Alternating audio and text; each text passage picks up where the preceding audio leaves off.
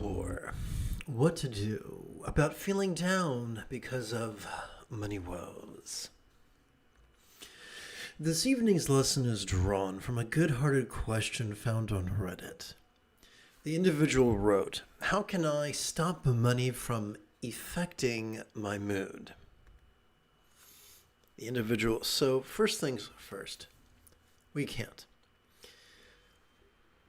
We cannot stop interdependence. And if we try to, it'll only make things worse. It'll merely multiply our stress.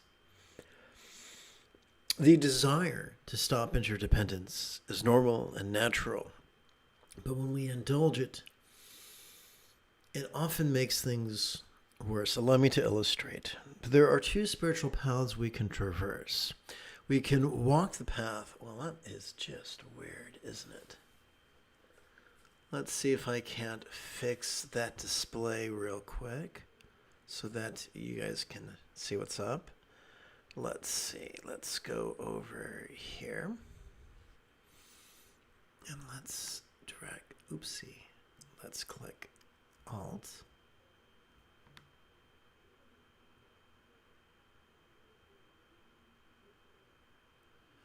And let's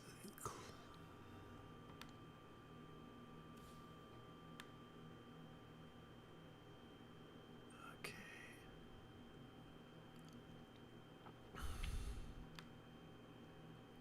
That might work better. Okay.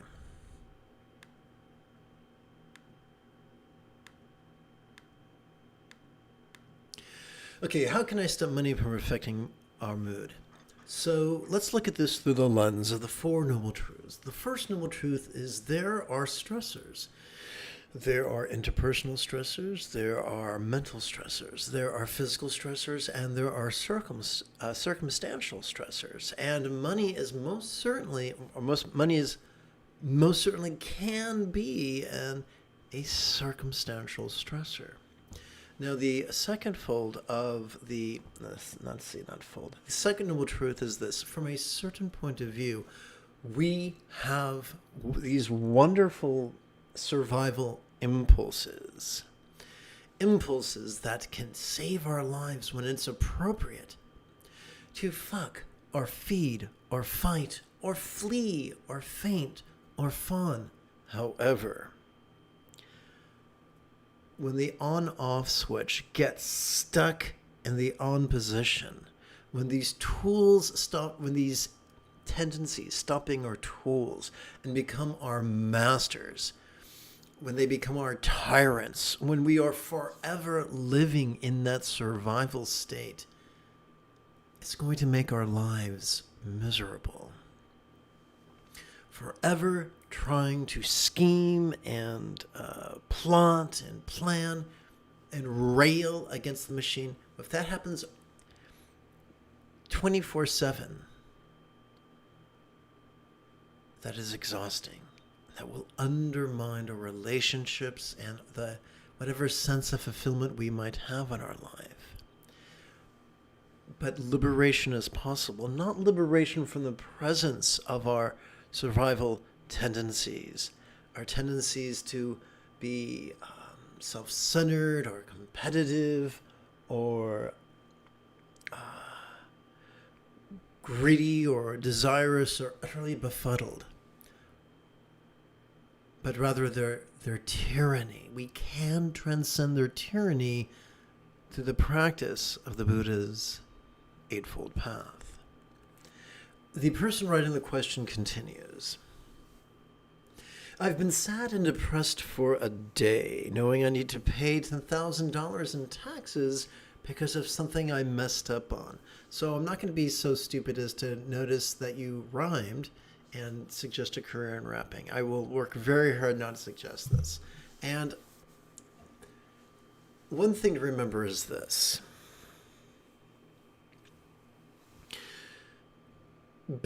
So we can't know everything about everything. It's just not possible. We need to avail ourselves of experts. And sometimes the most expensive thing we can do is look for a cheap expert. It's been my experience that the money we pay on an expert is nothing compared to the money we have to pay if we fail to use an expert.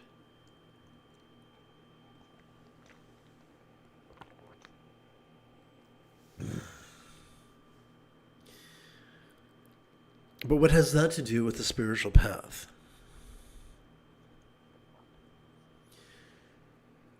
Abraham Maslow not only spoke about the hierarchy of needs, but he also taught of the path of mastery.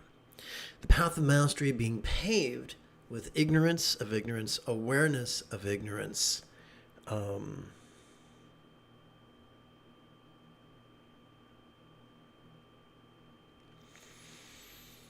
awareness of skill and ignorance of skill. Now that's very, very cryptic. But the very fact that once we know that we need help, that, believe it or not, is getting us closer to the path of mastery. Once we know that we can't do everything perfect by ourselves all the time, that we need help, is a huge step forward. That it can apply universally, but also on the spiritual path. Whether it's working with a teacher or an author, it saves us the time and energy and burden of reinventing the wheel. Let's continue. I have to pay it. That's my hard-earned money, gone down the drain because of my tiny mistake that can't be rectified. There are predatory individuals. Sometimes they are little men with even smaller penises and enormous pencils. And they literally get off on making other people squirm, even when they don't directly financially benefit from exacting others' funds. They just get off. It makes them feel powerful. I've met people like that. They are not quite human. They are predators.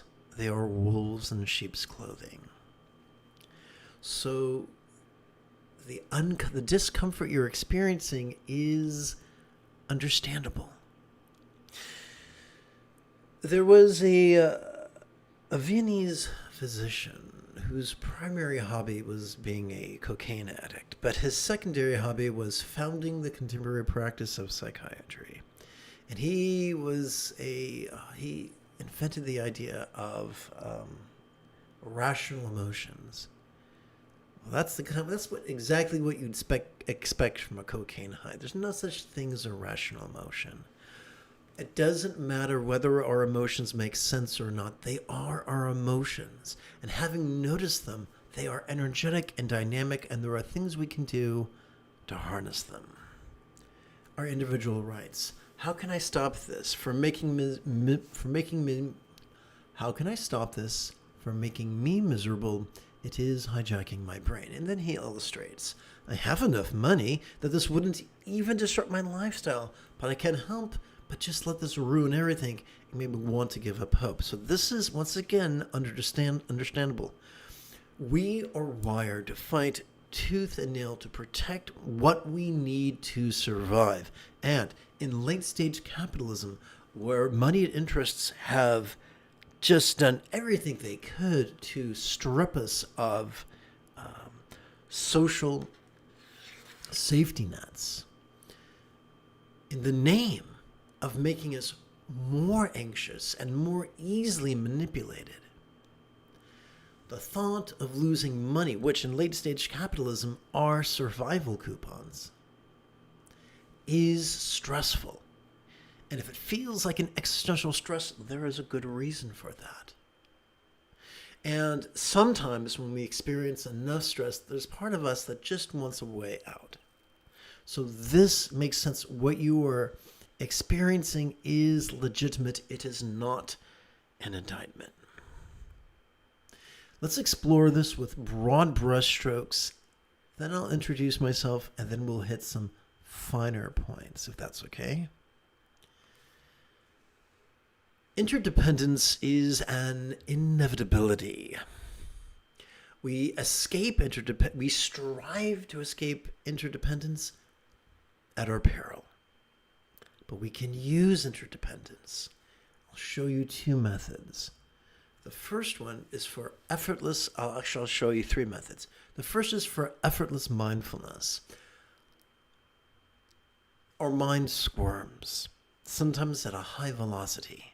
It's jumping from sights to sounds to sensations, from flavors to scents and the like, from emotions to intentions to thoughts to memories to imaginings, like some great montage at an art house film theater. But when we are feeling a strong emotion that feels like it's grabbing us by the lapel and shaking us down for our lunch money, when we are feeling an emotion that just won't leave, regardless of how painful it is, and we are experiencing effortless mindfulness. And mindfulness is the seventh fold on the Eightfold Path. The Buddha taught mindfulness is the first of 7 enlightenment factors. Without mindfulness, there is no enlightenment, no less peace.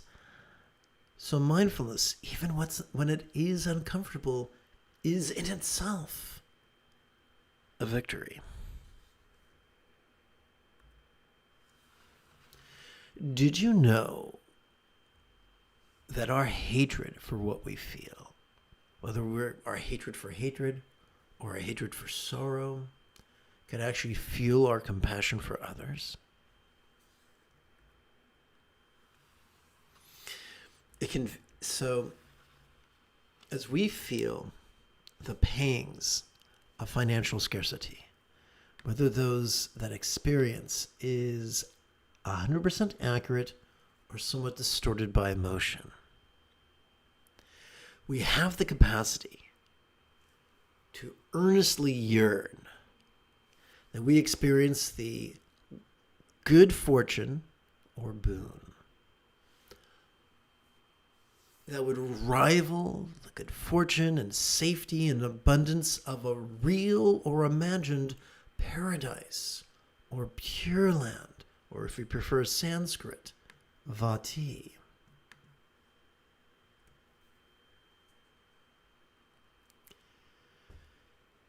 And this desire for us to enjoy this safety and abundance can multiply.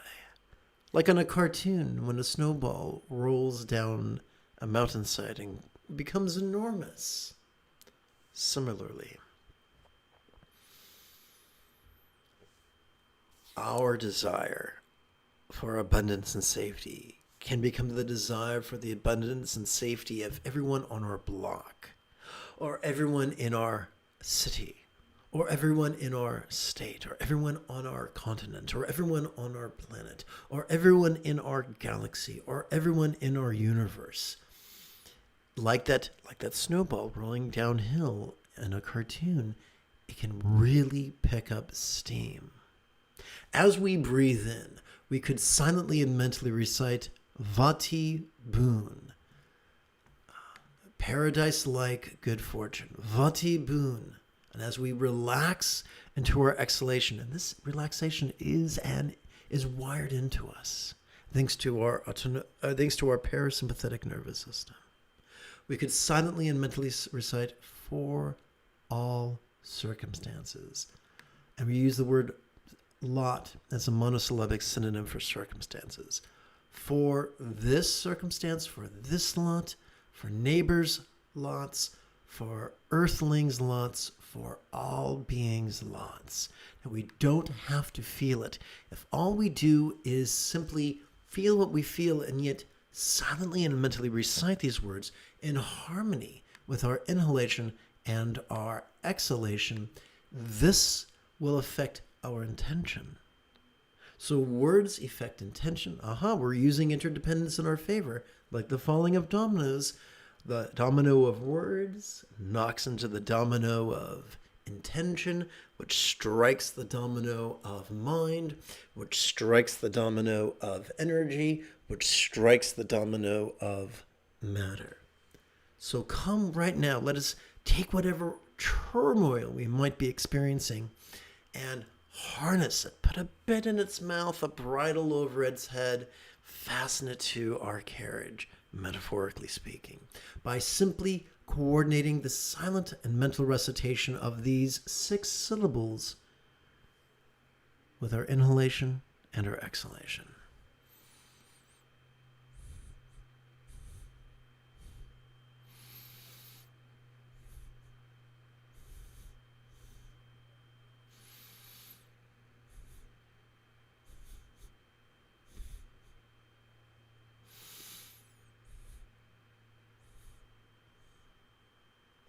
But wait, there's more. If the second fold of the Eightfold Path is wishing love, which we've just practiced, the first fold of the Eightfold Path is right view, the wisdom of letting go. And let's explore that right now. Let's bring our hatred of frustration and let's use our hatred of frustration to fuel our wisdom-oriented meditation. We're going to bring our frustration, our financial frustration, into the path of the 3 circles. So the 3 circles would be paying tax, that money used to pay tax, and the guy who has to use his money to pay the tax. This is echoed. The use of the 3 circles is inferred in the Heart of Wisdom Sutra. So let's start right here. So the individual who wrote, and possibly is watching this right now, is in great turmoil over paying taxes. So during the inhalation, we're just going to, one time I was with a friend of the family, and he was studying to become a pilot. And so I was in the back seat of the Cessna. He was in the front seat, and next to him was his teacher. And he was, I could get back, that's a different story. So he told me the tale of that one time it was just him and his instructor in the Cessna. And they have that inevitable moment where the plane stalls and begins falling uncontrollably towards the earth.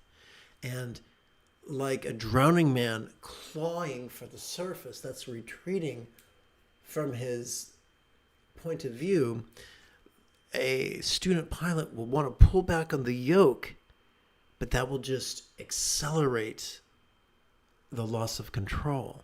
And so his instructor said, push the yoke forward. He did. It dropped the nose of the plane down, and it was able to recapture lift, recapture momentum, and then gently pull back up. So what we're going to do is similar. We're going to push the nose of our mind into the momentum of frustration. This is scary, but let's experiment and see how this turns out. Paying tax. So in the inhalation, we can silently and mentally recite paying tax. And as we exhale, we can silently and mentally recite the word relaxing as we strive to actually let ourselves relax, because oddly enough, during each exhalation, we are already wired to physically relax and mentally release thanks to our thanks to our parasympathetic nervous system. So right now, for a few repetitions, for a few rounds, let's play with this exercise.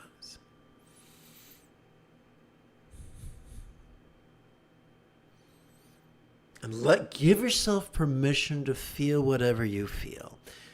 Don't expect those feelings to go away as you relax. Just notice that as you relax, you begin to slide from participant to observer. And this happens automatically.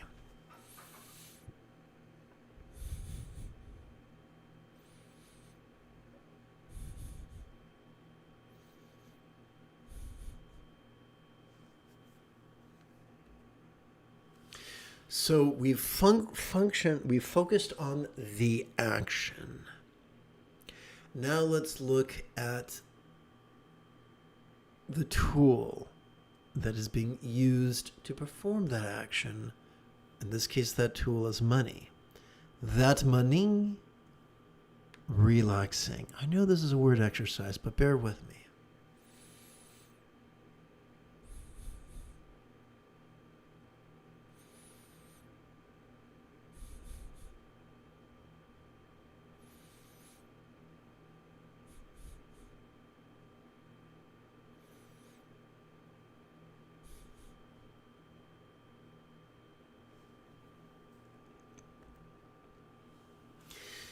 So, there we go.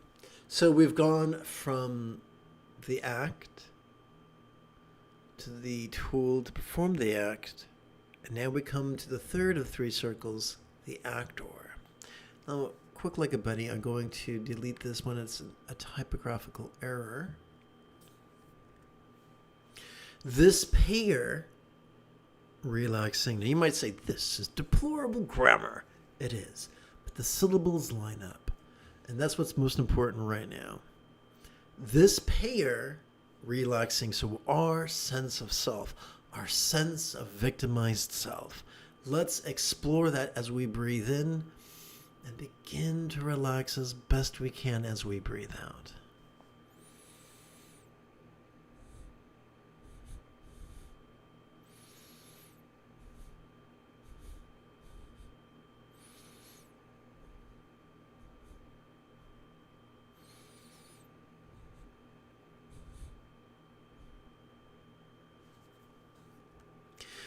I do look forward to bringing these concepts into greater detail or exploring these concepts in greater detail with you after approximately 30 seconds of housekeeping. This is Lama Jigme Gyatso of the Buddha Joy Meditation School. For more than 30 years, I spent about 8 hours a day, almost every day, studying, practicing, mastering, and reverse engineering the teachings and techniques of each sect of Buddhism so that you would not have to. Welcome, my friends, to Meditate Like a Jedi, which is made possible due to the generosity of viewers just like you. Let's turn our attention to bringing the 5 body regions into the path of bliss and letting go.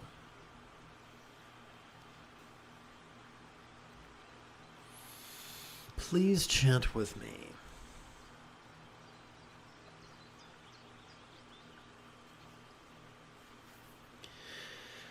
Now, I place my hands in the puckered palm position in front of my sternum, not because I'm superstitious, not because I'm supplicating a real or imagined entity, but because doing so helps the real or imagined subtle electromagnetic phenomena of my body to coalesce within the real or imagined central channel behind my sternum. Together. As we relax into our exhalation, whatever lower abdomen we might have noticed during our previous inhalation could begin to feel as non-graspable as real or imagined omogasides, mustard seed-sized syllable of green lights.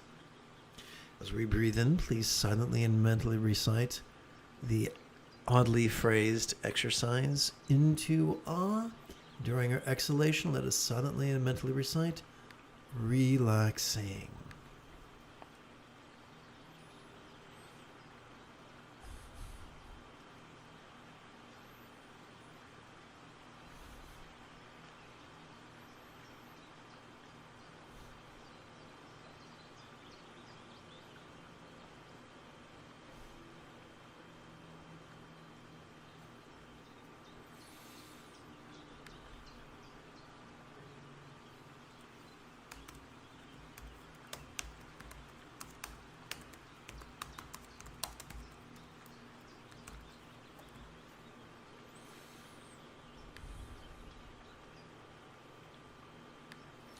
So, let us return to the 7th fold of the Buddha's 8-fold path, mindfulness. Every time we breathe in, whether we know it or not, we are accessing our sympathetic nervous system.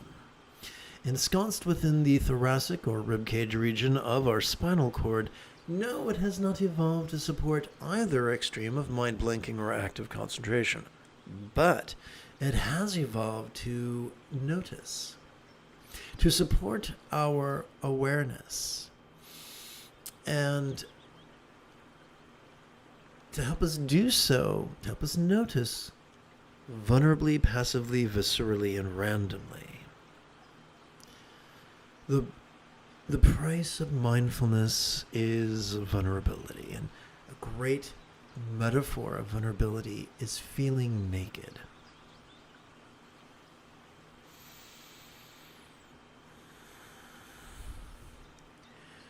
Therefore, as we breathe in, let us silently and mentally, as we breathe in, let us kick back and watch the play of mind as it perceives, emotes, intends, reasons, recalls, and imagines. As silently and mentally we recite the demonstrative pronoun this. As we exhale, let us physically relax into mind's non-graspable nature. As silently and mentally we recite the one-syllable verb ease, which functions as a synonym of relax.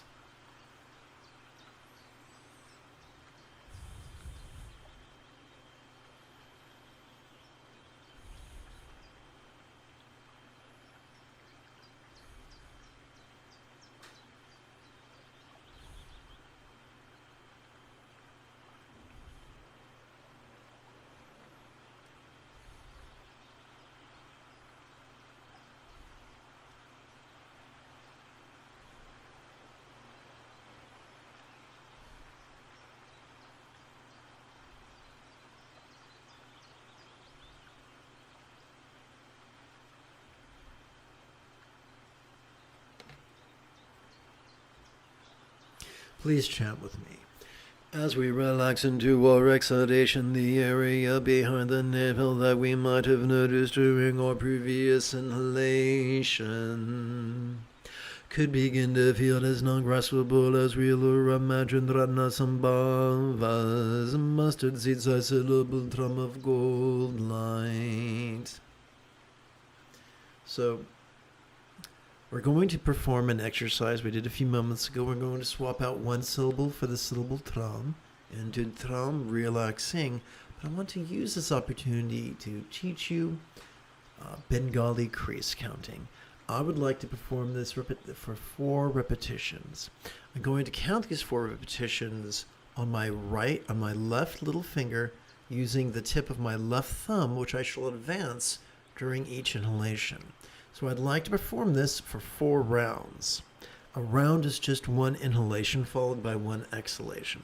But I must warn you, because I'm doing all this jibber-jabbering, I'm breathing faster than you, which means it's quite likely that in the span of time it takes me to gather 4 rounds, you might only gather 3 or maybe 2. Please do not beat yourself up. It's not important. Together. Into tram, relaxing.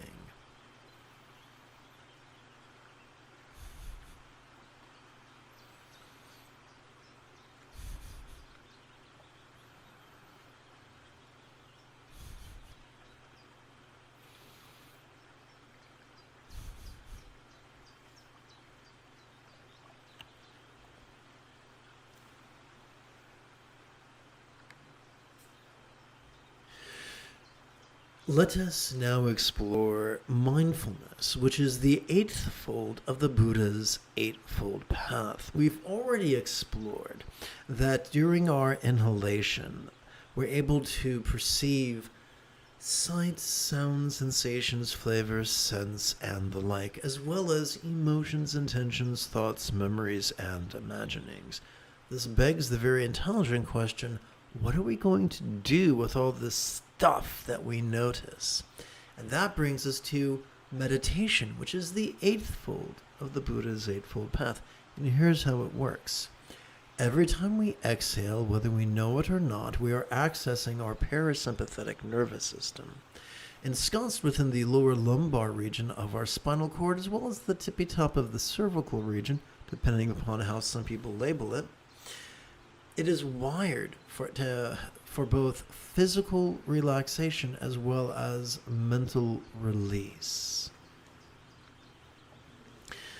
Every time we relax into our exhalation, whatever we noticed during the previous inhalation, it can begin to feel as if it was as it can begin to feel rather non-graspable.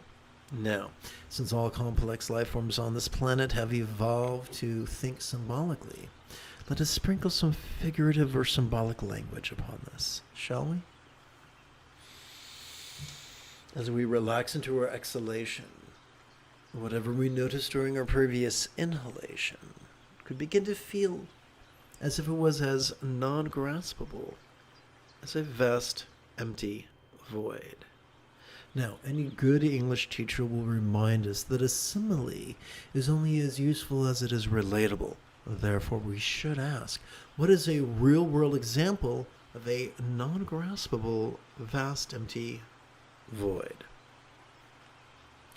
How about the illusion of the infinite azure sky on a bright and beautiful cloudless morn, which, although is tantalizing to the eye, is non-graspable to the hand? Perhaps that is why meditational archetypes are often depicted as being translucent or as non-graspable as a rainbow in the sky.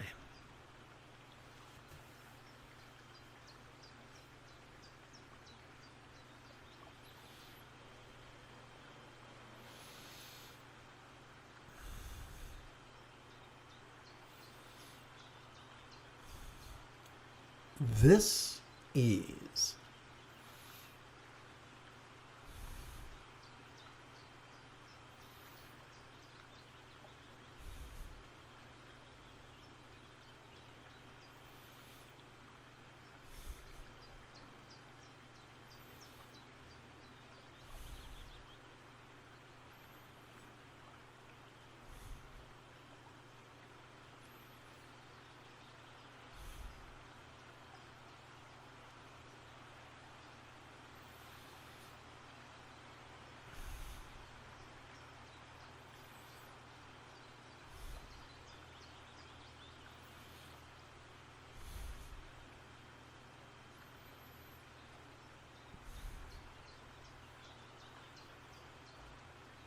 Please chant with me. As we relax into our exhalation, whatever just we might have noticed during our previous inhalation could begin to feel as non-graspable as real or imagined akshobhyas. Let's try this again. Could begin to feel as non-graspable as real or imagined akshobhyas. Mustard seed size suitable hunger balloon light.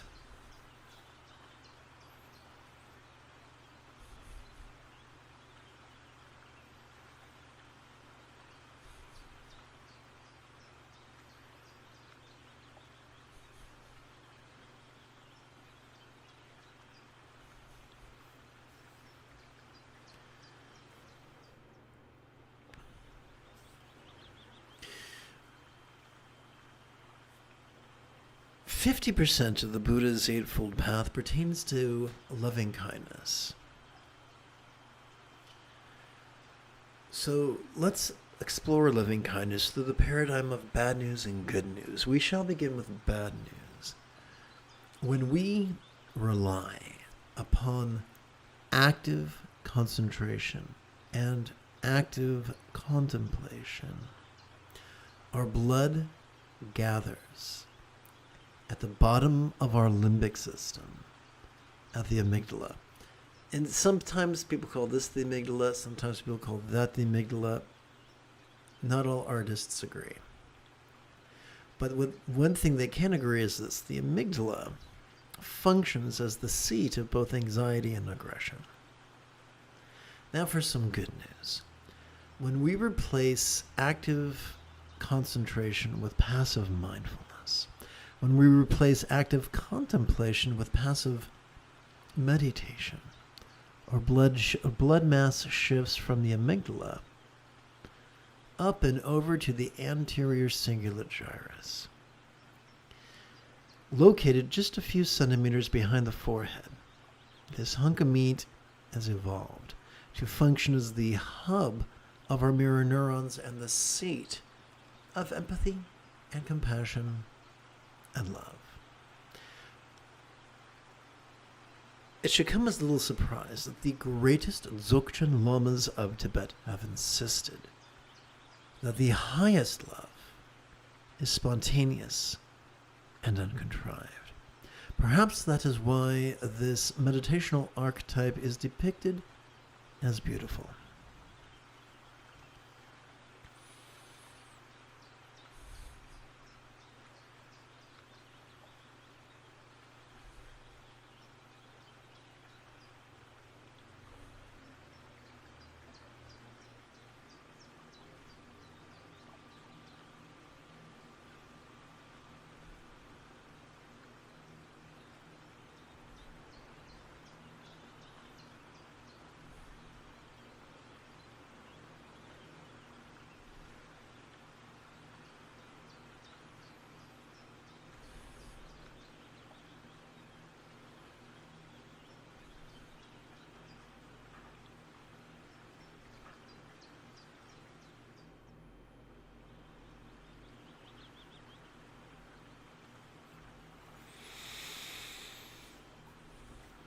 Please chant with me.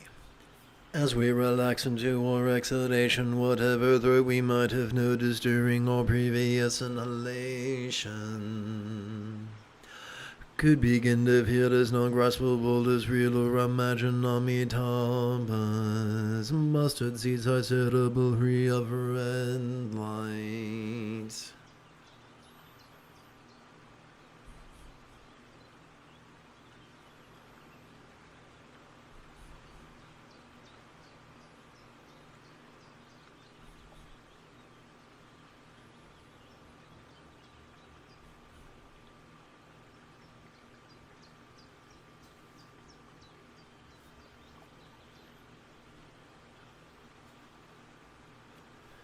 I'm going to perform a quick edit. Please bear with me.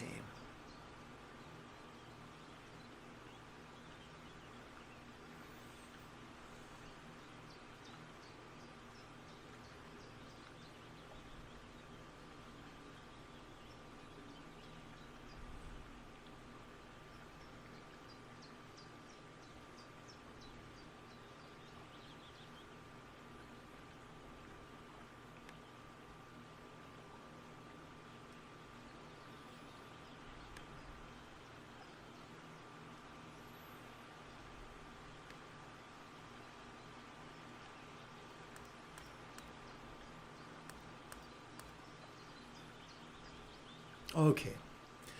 Thank you for your patience.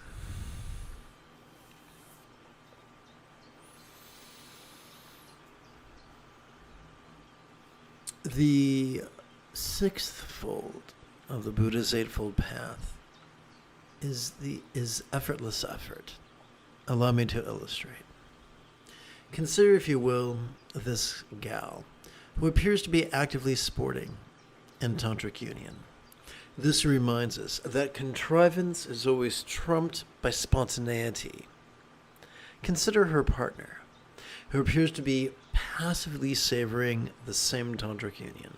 This reminds us that there are many flavors of spontaneity, and that the scattered spontaneity we might experience after perhaps our third espresso will always be trumped by the centered spontaneity that is the byproduct of relying upon our sympathetic and parasympathetic nervous systems to practice mindfulness and meditation. Now let's take it a step further. When our choices and our utterances and our deeds flow from the effortless effort of love's centered spontaneity generated by mindfulness and meditation, our life could begin to feel as if it was as blissful as a real or imagined paradise, or pure land, or Vati.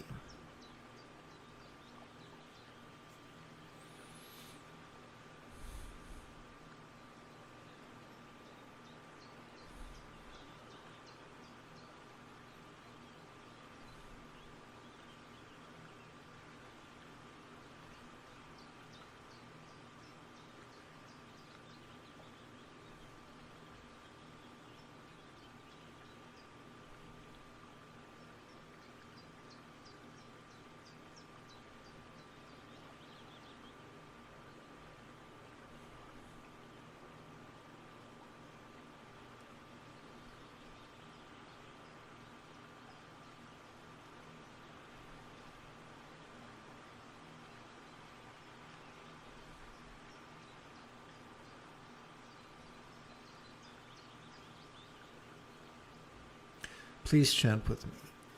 As we relax into our exhalation, whatever chronoscope we might have noticed during our previous inhalation could begin to feel as non-graspable Buddha's real or imagined Vairochanas, a mustard seed-sized little bloom of white light.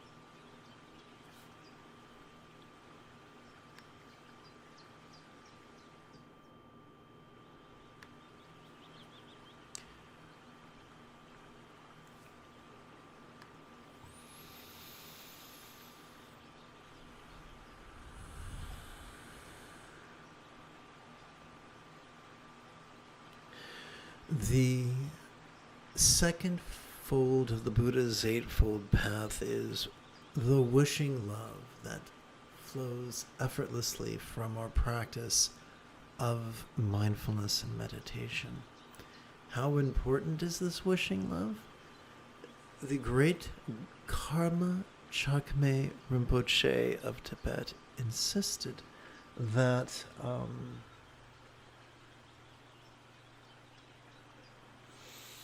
the essence of that fulfilling the bodhisattva vow was as simple as wishing others well.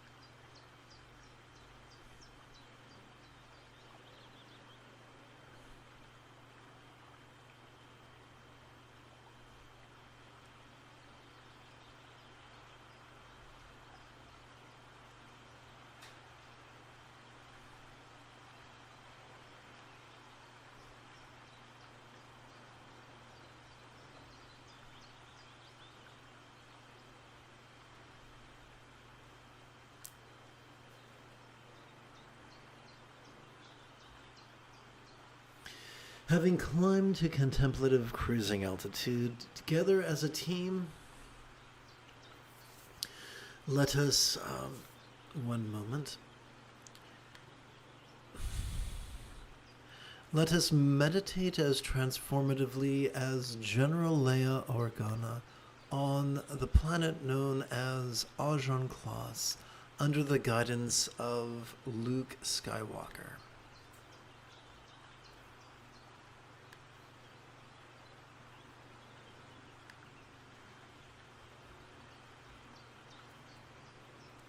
Now let us bring the dualistic perceptions, take two. Let us bring the dualistic 5 perceptions, or perhaps better yet, let's bring the 5 dualistic perceptions into the path of non-duality's awareness and letting go.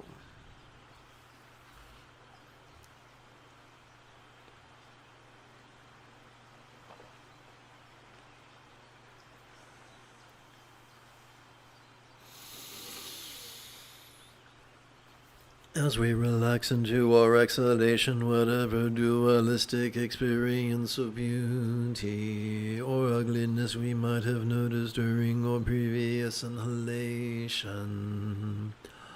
could begin to melt into the non-duality of simply seeing.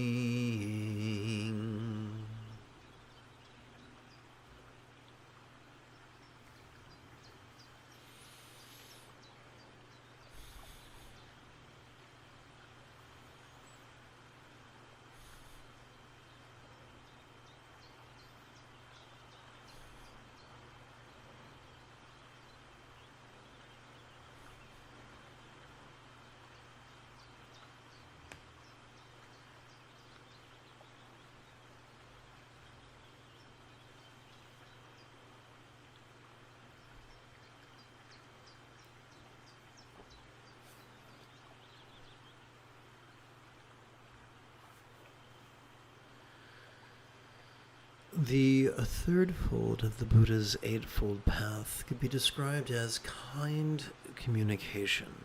The kind communication that is the effortless byproduct of mindfulness and meditation. Karma Jigme, from a certain point of view, the essence of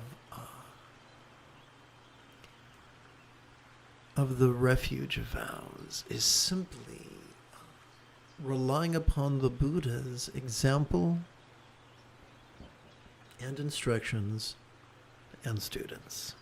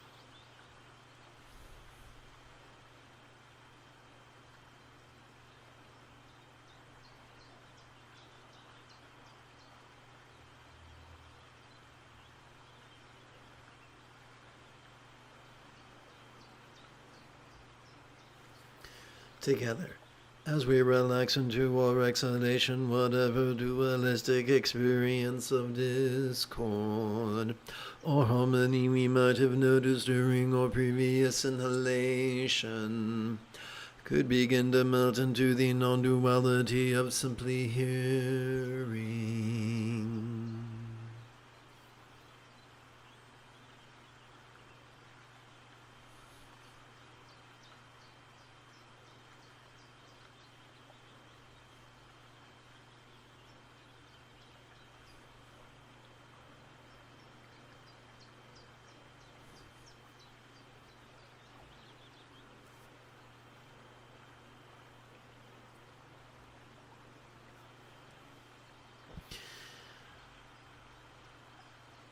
The fourth fold of the Buddha's Eightfold Path could be described as kind conduct.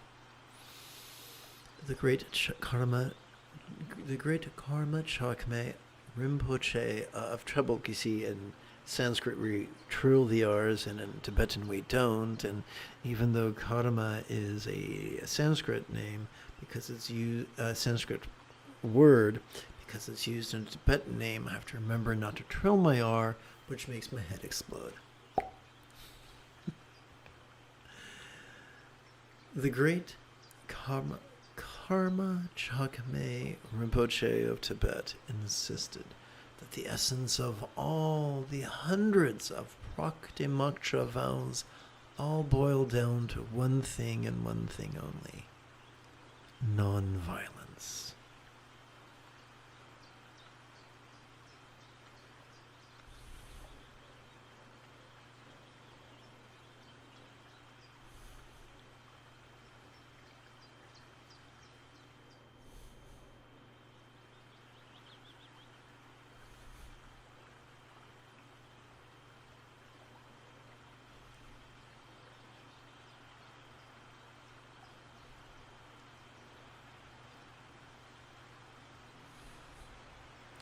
Welcome to this evening's live stream. The moment you have a specific question about Buddhist chanting, Buddhist meditation, Buddhist philosophy, or how to apply them, please type your question in the chat window. As we inhale, let us kick back and watch the antics of mind as it perceives, emotes, intends, reasons, recalls, and imagines. All the while, we could silently and mentally recite the demonstrative pronoun this. As we exhale, let us relax into mind's non-graspable nature. As silently and mentally we recite the one-syllable verb ease, which functions as a synonym of relax.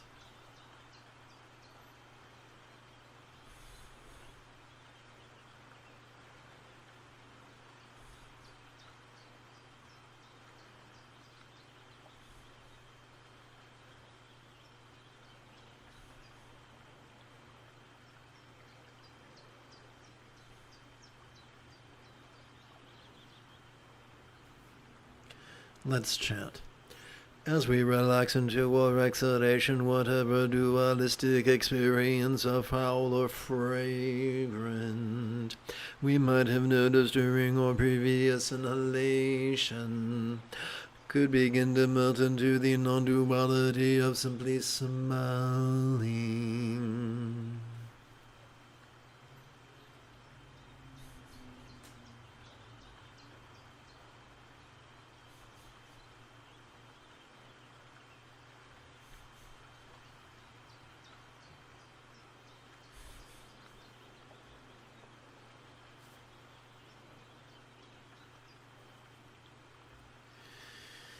The fifth fold of the Buddha's eightfold path could be described as kind commerce, choosing not to be a Karen, forever striving to get folks fired, striving not to be a Chad, forever driving other people out of business, striving to replace competition and cruelty with cooperation and kindness.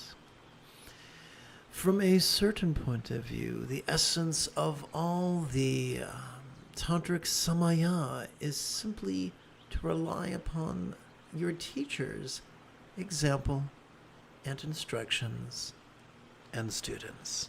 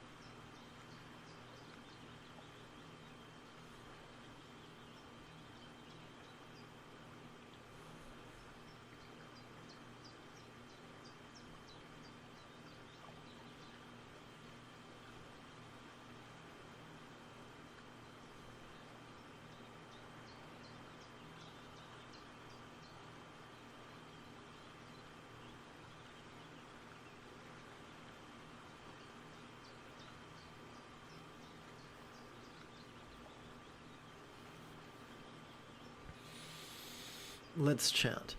As we relax into our exhalation, whatever dualistic experience of disgusting or delicious we might have noticed during our previous inhalation could begin to melt into the non-duality of simply tasting.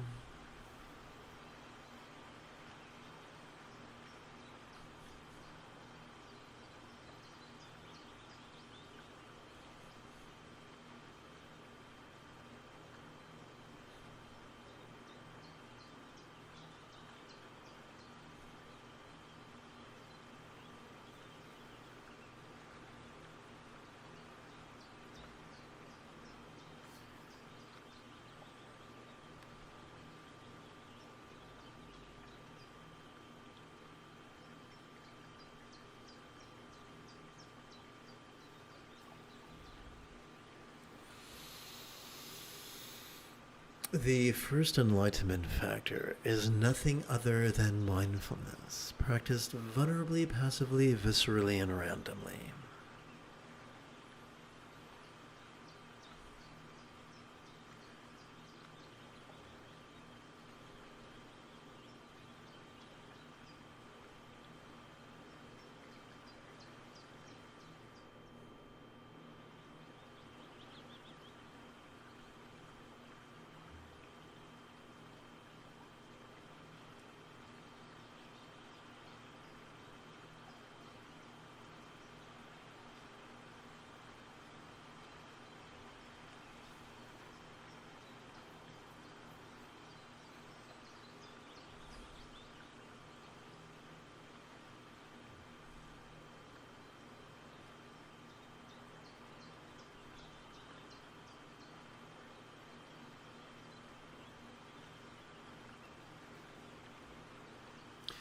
As we relax into our exhalation, whatever dualistic experience of pain or pleasure we might have noticed during our previous inhalation could begin to melt into the non-duality of simply sensing.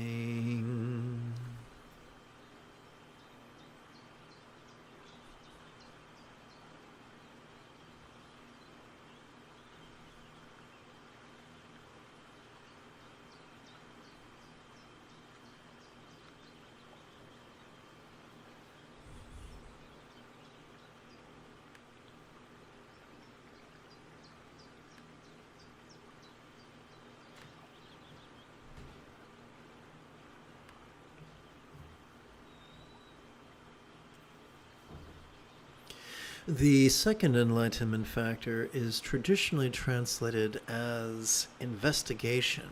I prefer to translate it as curiosity, which is basically the opposite of being defensive, because random mindfulness can show us some pretty gnarly stuff.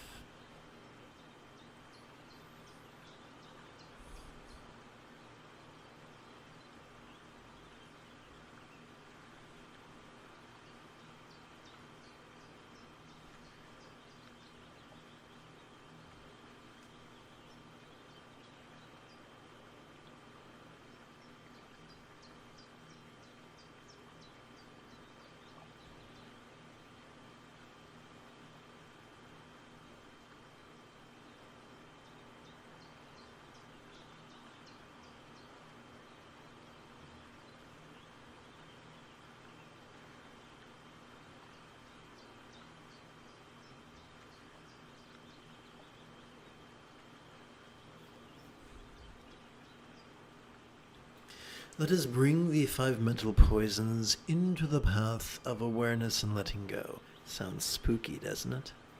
Like that thing that Shakespeare wrote from Macbeth, which I'm going to horribly paraphrase. Royal, boil, trouble, and toil. Oh no, you get the idea. I only know about it because it was featured in an episode of Star Trek, the original series. As we relax into our exhalation, whatever hate we might have noticed during our previous inhalation could begin to feel as non-graspable as mirror like wisdom's clairvoyant.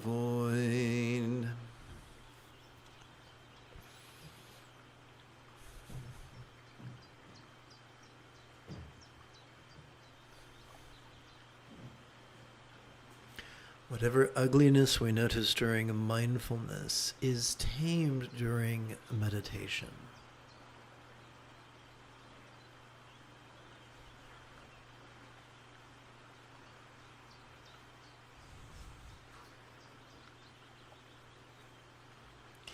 The third enlightenment factor is energy.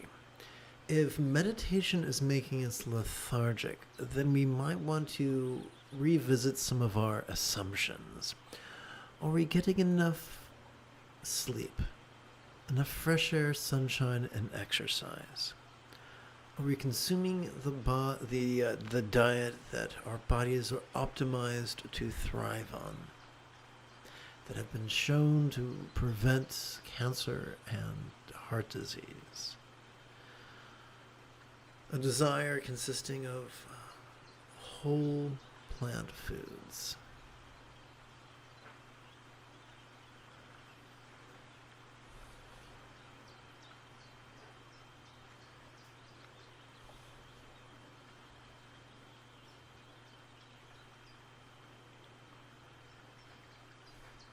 Our physical vitality can be a barometer of our spiritual practice.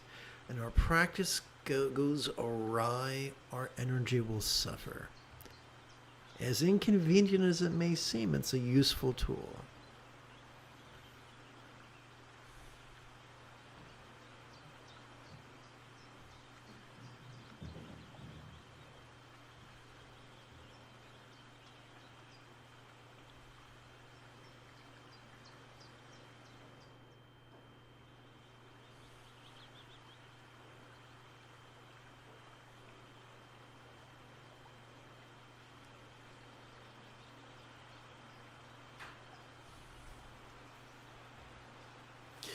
As we relax into our exhalation, whatever part we might have noticed during our previous inhalation could begin to feel as non-graspable as the equalizing wisdom of primordial voidness.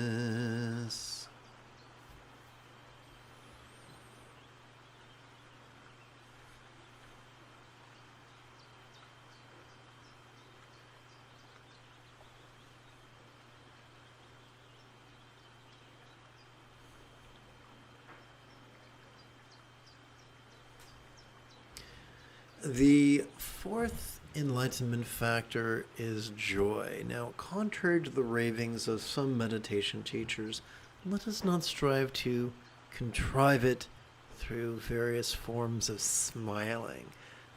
FMRI imaging studies have shown that the more we force a smile, the more we invite the experience of depression. And nobody wants that. Rather, let us use joy as a barometer. When we fall into the trap of active concentration and active contemplation, we're going to experience anxiety and crankiness. When we replace active concentration with passive mindfulness, when we replace active contemplation with passive, what's that called?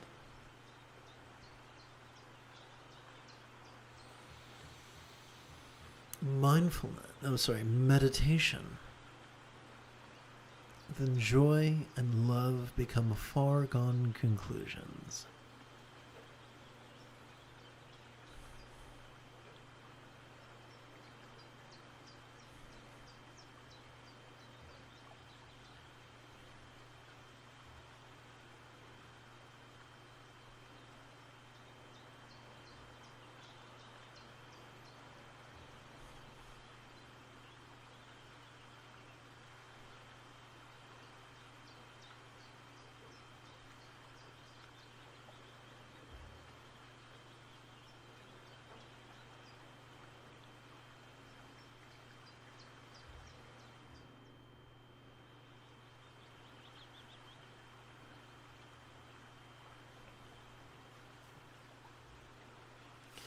As we relax into our exhalation, whatever craving we might have noticed during our previous inhalation could begin to feel as non-graspable as discerning wisdom's bliss void.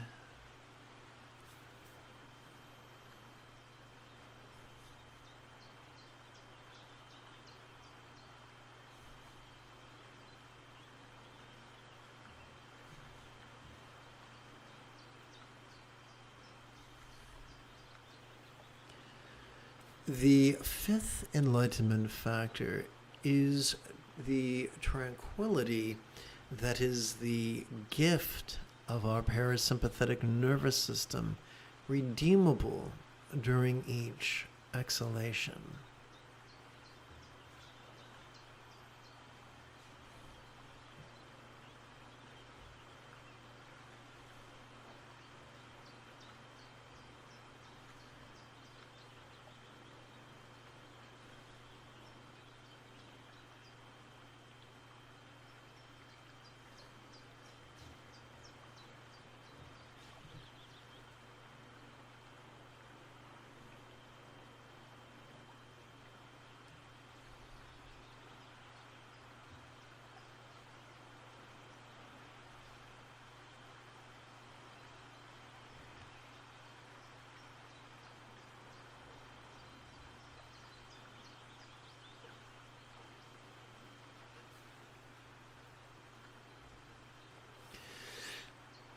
As we relax into our exhalation, whatever jealousy we might have noticed during our previous inhalation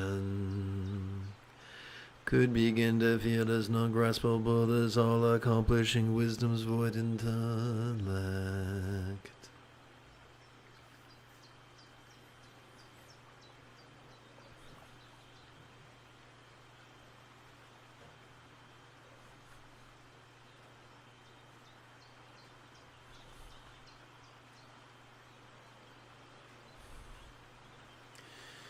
The sixth fold, let's try this again. The sixth enlightenment factor is the coalescence that we experience automatically during each, that we experience physically during each inhalation, while also psychically experiencing mindfulness, which brings us to the first fold of the Eightfold Path, right view of impermanence.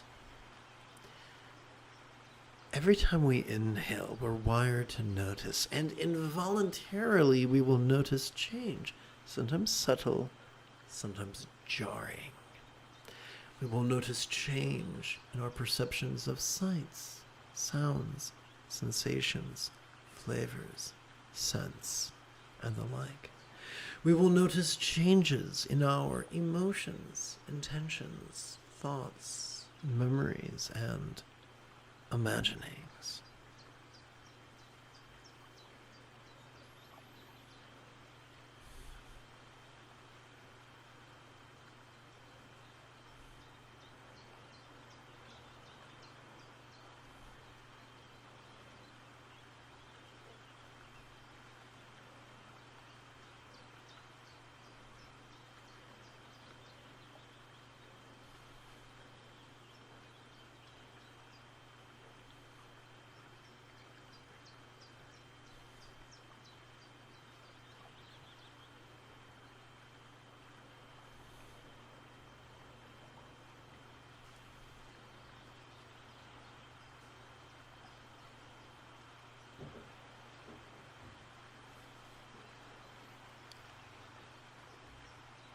Please chant with me.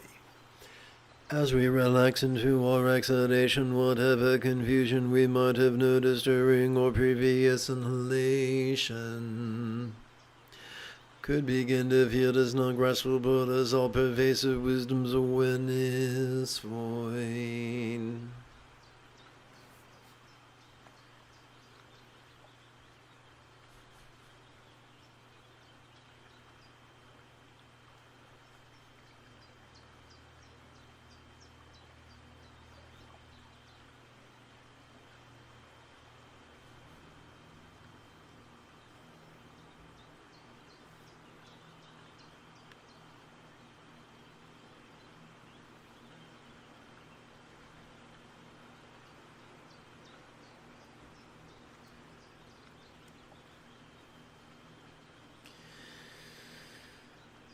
The seventh enlightenment factor is equanimity, balance. Whatever we perceive, be it external or internal, our reaction is the same. Notice it and release it. Whatever we perceive, be it physical, whatever we experience, be it physical or mental, our reaction is the same. Notice it and release it. Whatever we experience it, be it pleasurable or painful, our reaction is the same. Notice it and release it. Whatever we experience, be it interesting or boring, our reaction is the same. Notice it and release it. Whatever we notice, be it glorious or grotesque, our reaction is the same. Notice it and release it.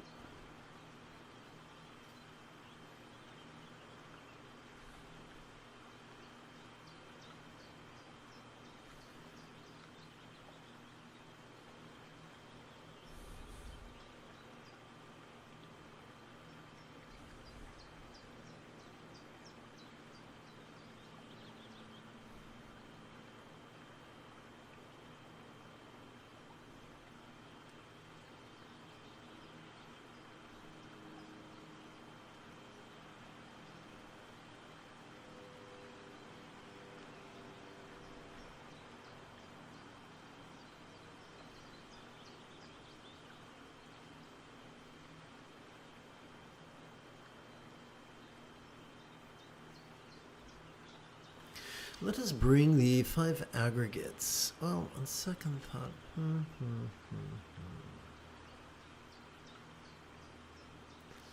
Let us come back to this tomorrow. Since we only have 11 minutes left, let's move forward.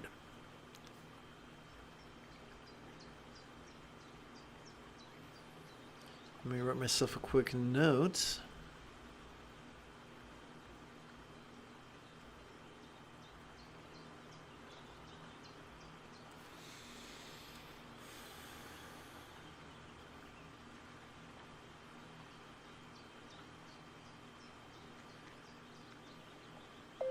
Begin with the 5 aggregates. And how about a second note, just to be spiffy about this? Let's see, tomorrow is Sunday. Let's see. Event.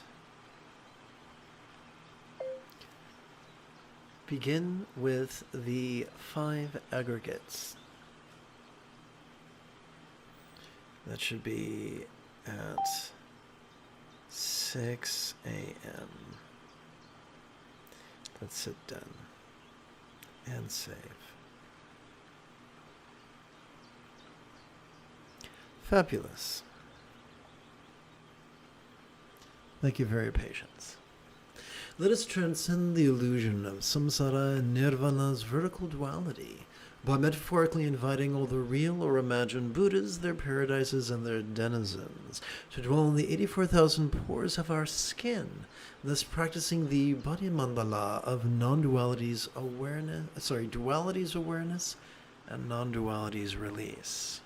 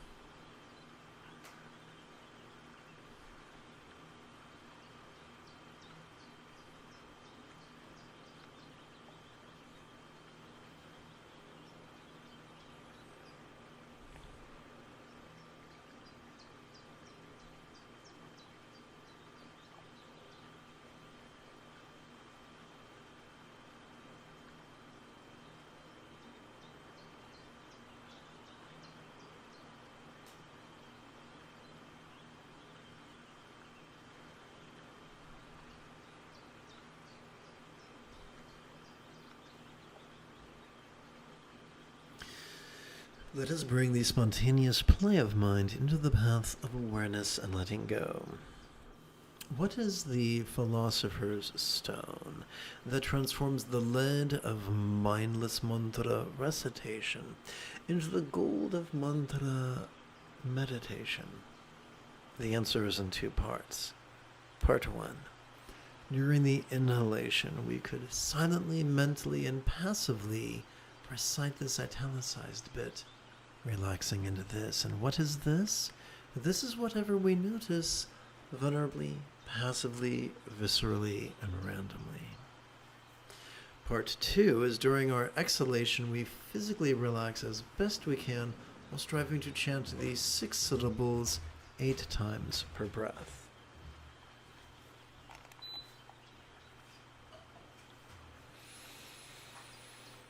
Om mani mimi yung om mani mimi yung om mani mimi yung om mani mimi yung om mani mimi yung om mani mimi yung om mani mimi yung om mani mimi yung.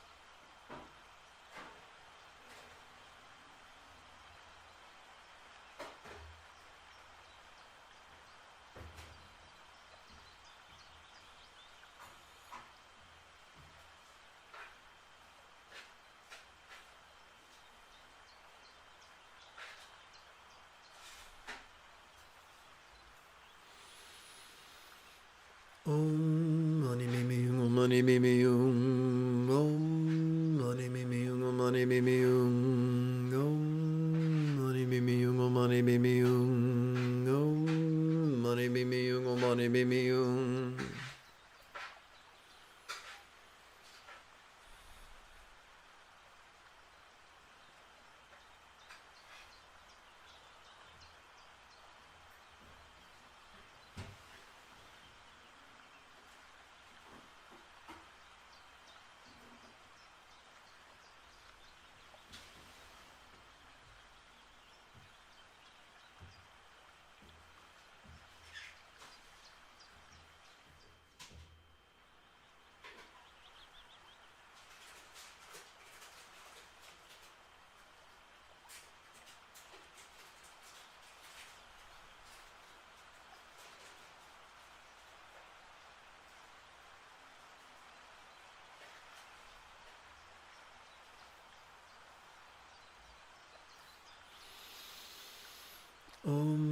mani mimi mani mimi Om mani mimi mani mimi Om mani mimi mani mimi Om mani mimi mani mimi Om mani mimi mani mimi Om mani mimi mani mimi Om mani mimi mani mimi Om mani mimi mani mimi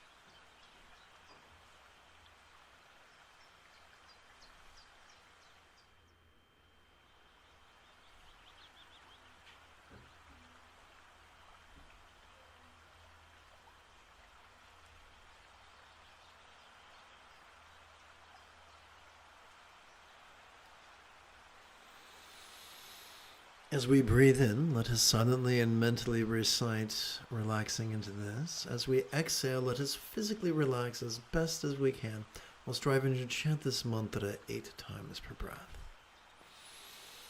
Om mani mimi mani mimi Om mani mimi mani mimi Om mani mimi mani mimi Om mani mimi mani mimi As we inhale, let us silently and mentally recite the demonstrative pronoun this, and as we exhale, let us silently and mentally recite the one-syllable verb ease.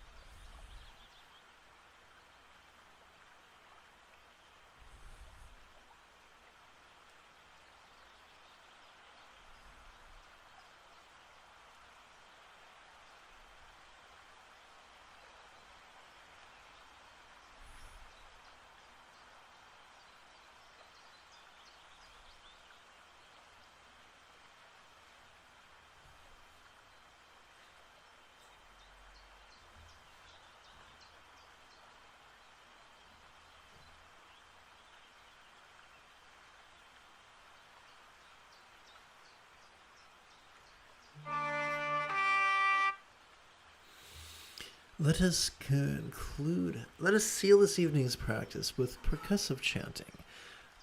By percussively chanting, I forgot the vowel. And perhaps an additional vowel. There we go. Let us seal this evening's practice by percussively chanting the love that wishes, the loving wishes for universal enlightenment and well-being.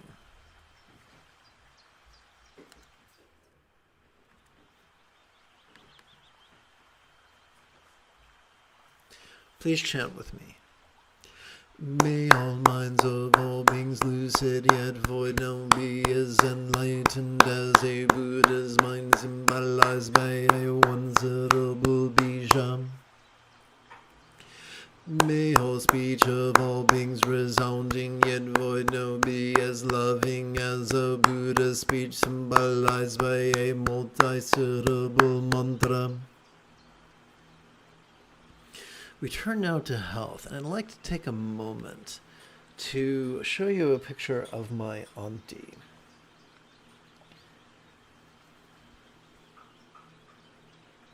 This is really not helping. Let's see here. Is this doing it? Okay, so you really can't tell by this picture. That's a shame, but she's in her 90s. And her life is a struggle. She's not alone. Time is the fire in which we burn.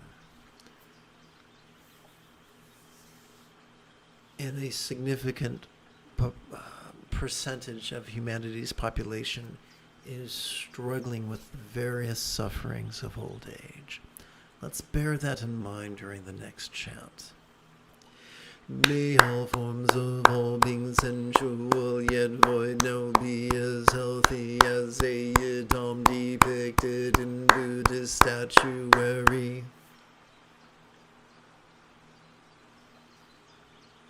Let's turn our attention now to the circumstantial needs of all beings everywhere.